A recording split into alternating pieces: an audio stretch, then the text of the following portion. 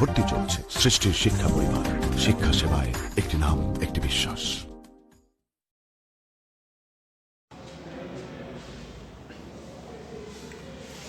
বিসমিল্লাহির রহমানির রহিম।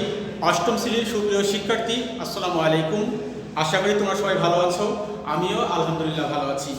আমি মোহাম্মদ সুলতান মাহমুদ, সিনিয়র শিক্ষক, বাংলাদেশ ও বিশ্ব পরিচয়, সৃষ্টি central school and college, Ashulia. ইতিমধ্যেই আমরা বেশ কয়েকটি ক্লাস নিয়েছি এবং জুম ক্লাসও আমরা নিয়েছি। সর্বশেষ ক্লাসে আমি তোমাদেরকে অধ্যায় 2 বাংলাদেশের মুক্তিযুদ্ধ এই সংক্রান্ত সর্বশেষ যে ভিডিও ক্লাসটি আমি আপলোড দিয়েছিলাম, সেখানে আমি মুজিবনগর সংক্রান্ত আলোচনা করেছিলাম, মুজিবনগর সরকার সংক্রান্ত। সেখানে মুজিবনগর সরকারের গঠন, কার্যাবলী, এই বিষয়গুলো বিস্তৃতভাবে আলোচনা করা হয়েছে।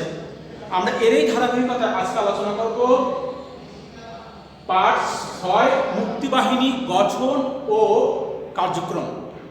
মুক্তিবাহিনী কেন গঠন করা হলো এবং মুক্তিবাহিনীর কার্যক্রম কি ছিল, এই বিষয়গুলো এখানে যে ধারাবাহিকভাবে আলোচনা করা আছে, এই ধারাবাহিক আলোচনায় এই সবগুলি হচ্ছে মুক্তিবাহিনীর গঠন এবং কার্যক্রম সংক্রান্ত। আমরা প্রথমে খেয়াল করি আমাদের পার্ট 6 নাম হচ্ছে মুক্তিবাহিনী গঠন ও কার্যক্রম। মুক্তিবাহিনী গঠন আমরা সবাই জানি 1971 সালের 25শে মার্চ মধ্যরাতে বা 26শে মার্চের প্রথম প্রহরে জাতির জনক বঙ্গবন্ধু শেখ মুজিবুর রহমান বাংলাদেশের স্বাধীনতার ঘোষণা দিয়েছিলেন। ওনার স্বাধীনতার ঘোষণার সাথে সাথে মুক্তিযুদ্ধ একটি বাস্তব রূপ লাভ করে। এর ধারাবাহিকতায় সারা দেশের মানুষ মুক্তিযুদ্ধে ঝাঁপিয়ে পড়ে। 1971 সালে 10 এপ্রিল গঠিত হয় মুজিবনগর সরকার। গঠনের লক্ষ্য উদ্দেশ্য ছিল মুক্তিযুদ্ধ সঠিকভাবে পরিচালনা করা। সেই মুজিবনগর সরকার মুক্তিবাহিনী গঠন ও কার্যক্রম পরিচালনা করে। জাতির জনক বঙ্গবন্ধু শেখ মুজিবুর রহমানের নেতৃত্বে ও নির্দেশনায় মুজিবনগর মুক্তিবাহিনী গঠিত হয় ও কার্যক্রম শুরু করে। সেই মুক্তিবাহিনীর প্রধান সেনাপতি আমরা সবাই জানি ছিলেন colonel MAG Osmani. Chief of staff ছিলেন কর্নেল অবসরপ্রাপ্ত আব্দুর রব এবং ডেপুটি চিফ অফ স্টাফ ছিলেন গ্রুপ ক্যাপ্টেন AK খন্দকার। এই 3 জন ব্যক্তিবর্গ ছিলেন মুক্তিবাহিনীর নেতৃত্বে। আবার হচ্ছে প্রধান নেতৃত্বে ছিলেন প্রধান সেনাপতি কর্নেল এমএজি ওসমানী। গঠন ও কার্যক্রম। এরপর আমরা খেয়াল করব মুক্তিযুদ্ধের 11টি সেক্টর। মুক্তিযুদ্ধের 11টি সেক্টর সারা বাংলাদেশে যুদ্ধ পরিচালনার জন্য রণাঙ্গন বা যুদ্ধক্ষেত্রকে সারা বাংলাদেশ 11টি সেক্টরে বিভক্ত করা হয়েছিল। 11টি সেক্টরে ভাগ করা হয়েছিল যুদ্ধ পরিচালনার সুবিধার্থে এবং 11টি সেক্টরে 11 জন কমান্ডার নিযুক্ত করা হয়েছিল। 11টি সেক্টর, 11 জন কমান্ডার। খেয়াল করে দেখো, এই যে বই তোমাদের পাঠ্য বই আছে, এই যে বাংলাদেশের মানচিত্র, সেখানে আমরা 11টি সেক্টর দেখতে পাচ্ছি, বিভিন্ন অঞ্চল ভিত্তিক সেক্টর। যেমন আমরা যদি যাই 1 নম্বর সেক্টরে আছে এই যে পার্বত্য অঞ্চল এবং ফেনী চট্টগ্রামের কিছু অংশ। পার্বত্য অঞ্চল আমরা জানি সবাই রাঙ্গামাটি, খাগড়াছড়ি, বান্দরবান, এই অঞ্চলটাকে 1 নং সেক্টর বলা হচ্ছে। এরপর যদি আসে 2 নম্বর সেক্টর, ঢাকা এবং আশপাশের অঞ্চলগুলো ছিল 2 নং সেক্টর। আবার খেয়াল করে দেখো এই বঙ্গোপসাগর 10 নং সেক্টর।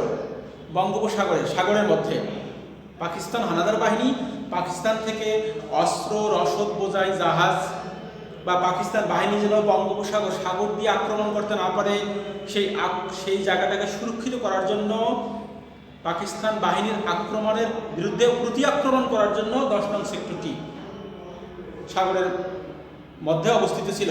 এইভাবে সারা দেশকে বিভিন্ন সেক্টরে বিভক্ত করা হয়েছিল, বিভক্ত করে যুদ্ধ পরিচালনা করা হয়েছিল। আমরা কি পেলাম শিক্ষার্থীরা, যে সেক্টর মোট ছিল 11টি এবং 11 জন কমান্ডার এই 11টি সেক্টরের দায়িত্বে নিয়োজিত ছিলেন।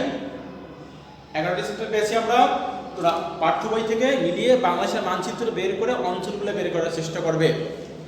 এরপর ব্রিগেড ফোর্স, বিশেষ সৈন্যদল। ব্রিগেড বিশেষ সৈন্যদল। এই ব্রিগেড ফোর্স ছিল এই 11টি সেক্টরের সাব সেক্টর, সহযোগী সেক্টর, আমরা বলি শাখা, শাখা, উপশাখা, সাব সেক্টর, 11টি সেক্টর।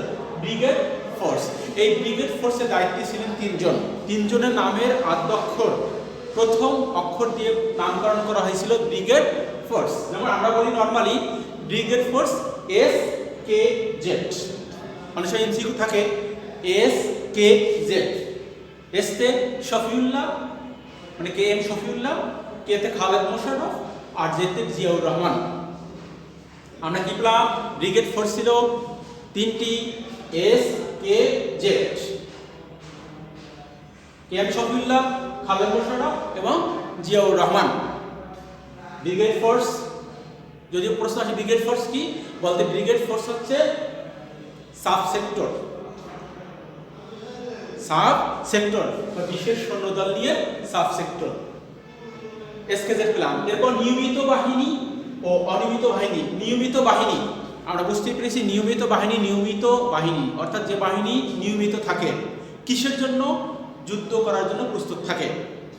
আমরা জানি স্থলপথে যুদ্ধ করার জন্য সেনাবাহিনী, আকাশপথে যুদ্ধ করার জন্য বা আকাশপথে সুরক্ষার জন্য বিমান বাহিনী, এবং জলপথে বা নৌপথে সুরক্ষার জন্য বা নৌপথে যুদ্ধ করার জন্য নৌবাহিনী।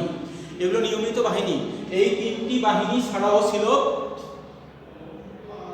আমরা যেটা জানি ইপিআর, তিনটি। আবার বলছি নিয়মিত বাহিনী, যাদেরকে মুক্তি ফৌজ বলা হয়, এই নিয়মিত বাহিনীর অন্তর্ভুক্তি ছিল নৌবাহিনী, বিমান বাহিনী এবং সেনাবাহিনী। ইহা ছাড়াও ছিল EPR, EPR East Pakistan regiment, পূর্ব পাকিস্তান রেজিমেন্ট।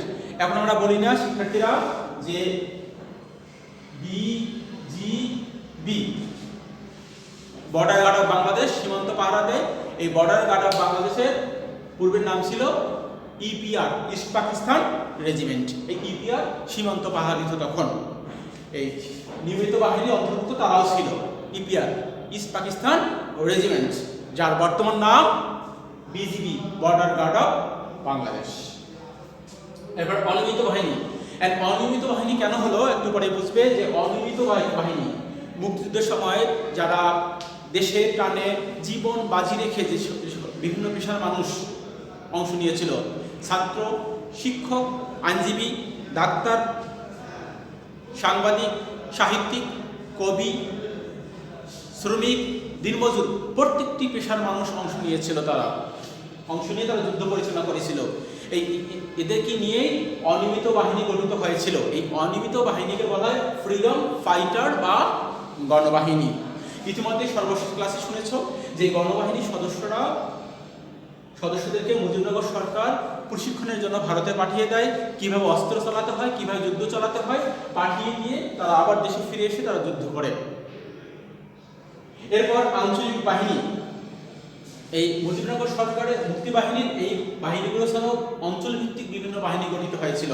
সারা বাংলাদেশের বিভিন্ন অঞ্চলভিত্তিক বাহিনী, যেমন টাঙ্গাইলের কাদেরিয়া বাহিনী, গোপালগঞ্জের হেমায়েত বাহিনী, সুন্দরবন অঞ্চলের জিয়া বাহিনী, এই ধরনের কিছু অঞ্চলভিত্তিক বাহিনী ছিল, যারা জীবনের ঝুঁকি নিয়ে দেশের টানে পাকিস্তান হানাদার বাহিনীর বিরুদ্ধে অঞ্চলভিত্তিক বাহিনী গঠন করে যুদ্ধ করেছিল। আমরা আঞ্চলিক বাহিনী পেয়ে গেলাম। এরপর ক্র্যাক প্লাটুন লেখা আছে গেরিলা দল। একটা সিনেমা ছিল, অনেকে দেখে থাকতে পারো, মুক্তিযুদ্ধ ভিত্তিক সিনেমা গেরিলা, শ্রদ্ধেয় নাসিরউদ্দিন ইউসুফ স্যার নির্মিত গেরিলা সিনেমা। সেই গেরিলা ক্র্যাক প্লাটুন, অর্থাৎ এই গেরিলা দল ছদ্মবেশে যুদ্ধ করত, লুকিয়ে থেকে। কিভাবে লুকিয়ে থাকে? যে তারা কিন্তু ফ্রিডম ফাইটার, মুক্তিযুদ্ধ, তারা সৈন্যবাহিনীর সদস্য বা বিমান বাহিনীর সদস্য বা সাধারণ মানুষ, তারা ছদ্মবেশে সবজি বিক্রি করছে, যে কেউ সবজি কিনবি কিনা চিৎকার দিচ্ছে, কিন্তু উনি একজন মুক্তিযোদ্ধা যিনি লুকিয়ে থেকে ছদ্মবেশে যুদ্ধ করে, বিক্রি করে, সুযোগ বুঝে তারা আক্রমণ করত লুকিয়ে থেকে বা ছদ্মবেশে। এই ঢাকার গেরিলা দলকে বলা হচ্ছে ক্র্যাক প্লাটুন, লুকিয়ে থেকে বা ছদ্মবেশে যুদ্ধ করত। কেউ বুঝতো না যে তারা ফ্রিডম ফাইটার, তারা মুক্তিযোদ্ধা। Crack platoon. এবার অপারেশন জ্যাকপট। Operation jackpot. শিক্ষার্থীরা ইতিমধ্যে আমি দেখিয়েছি তোমাদেরকে এই যে মুক্তিযুদ্ধ 11টি সেক্টরের মধ্যে 10 নং সেক্টর ছিল বঙ্গোপসাগরে। 10 নং সেক্টরটি ছিল বঙ্গোপসাগরে। এই সেক্টরের অধীনে অপারেশন জ্যাকপট পরিচালিত হতো নৌপথে। এই সেক্টরের অধীনে অপারেশন জ্যাকপট পরিচালিত হতো নৌপথে।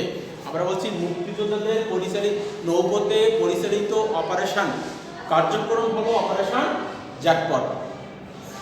এই অপারেশন জ্যাকপট নৌপথে অভিযান পরিচালনা করে বিশাল সফলতা অর্জন করেছিল। পাকিস্তান থেকে আগত বিভিন্ন অস্ত্র রসদ বোঝাই জাহাজগুলো চট্টগ্রাম এবং মংলা বন্দর দিয়ে বাংলাদেশে প্রবেশ করেছিল, কিন্তু আমাদের নৌ কমান্ডারগণ অপারেশন জ্যাকপট পরিচালনার মাধ্যমে একদিনে চট্টগ্রাম বন্দরে 10টি এবং মংলা সমুদ্র বন্দরে 50টি পাকিস্তান যুদ্ধ জাহাজ ধ্বংস করে দেয়, দিয়ে সারা পৃথিবীতে হইচই ফেলে দেয়।